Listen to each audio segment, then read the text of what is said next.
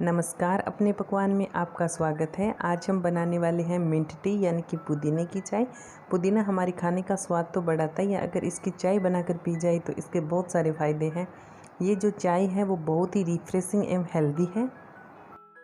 पुदीने के अंदर विटामिन ई, बी, सी, आयरन, पोटेशियम, कैल्शियम भरपूर मात्रा में पाया जाता है, जो कि सेहत के लिए बहुत ही अच्छा होता है। साथ ही वजन भी कम करती है और पेट के लिए भी बहुत अच्छी है। सफ़र करने से पहले 1 कप चाय पीने से उल्टी व चक्कर की शिकायत नहीं रहती। ये हमें ताजगी और ठंडक देती है। तो चलिए हम पुदीने की चाय बनाना शुरू करते हैं। इसके लिए हम 14 से 15 पुदीने के पत्ते लेंगे और 6 से 7 हमने तुलसी के पत्ते लिए, जो कि हमें सर्दी खांसी फ्लू से बचाएंगे। और हमने 1 इंच दालचीनी का टुकड़ा लिया है, 2 छोटी इलायची, 2 लौंग और 5-6 काली मिर्च है। और 2 चम्मच हमने ग्रेट करके गुड़ लिया है और 1 चम्मच हमने सौंफ लिया और आधा इंच हमने अदरक का टुकड़ा लिया है और 1 नींबू ले लेंगे। सबसे पहले हम गैस ऑन करेंगे, इसके ऊपर एक पतीला रखेंगे और इसके अंदर डाल लेते हैं हम पानी। तो हम 2 कप चाय बना रहे हैं, तो इसके लिए हम इसके अंदर डालेंगे 3 कप पानी।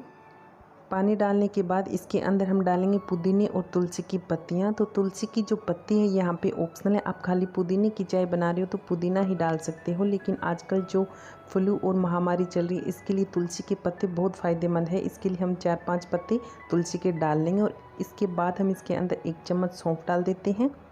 बाकी की जो मसाले हैं उनको हम कूट के डालेंगे। तो इसके लिए हम इसके अंदर अदरक डाल देंगे और इसके अंदर दालचीनी और काली मिर्च, लौंग, इलायची डालकर इनको हल्का दरदरा सा कूट लेंगे।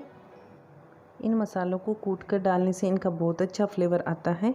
तो मैं आपको दिखाती हूँ, इस तरह से आपको हल्का दरदरा सा इनको कूटना है। इस मसाले को हम चाय के अंदर डाल लेते हैं। मसाला डालने के बाद गैस का फ्लेम हम मीडियम कर देंगे और इस पानी को हमें तब तक उबालना है जब तक ये पानी 2 कप न रह जाए। तो पानी हमारा अच्छे से उबलने लगा है। अब हम इसके अंदर डाल देते हैं जो हमने ग्रेट करके गुड़ लिया था वो।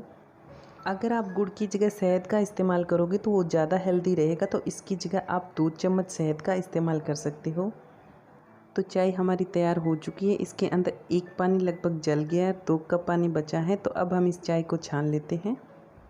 तो फ्रेंड्स, आप इस तरह से चाय बनाकर इसे हल्का ठंडा करके गुनगुना सा बच्चों को पिलाएंगे तो इससे बच्चों की जो इम्यूनिटी है वो स्ट्रॉन्ग होती है। चाय को छानने के बाद इसके अंदर हम डालेंगे नींबू। तो नींबू हमारी चाय के टेस्ट को तो बढ़ाएगा, साथ ही हमारी बॉडी के टॉक्सिन्स को बाहर निकाल कर ये बॉडी को डिटॉक्स करेगा। आपको पता है नींबू के अंदर विटामिन सी होता है जो कि हमारी इम्यूनिटी बढ़ाता है।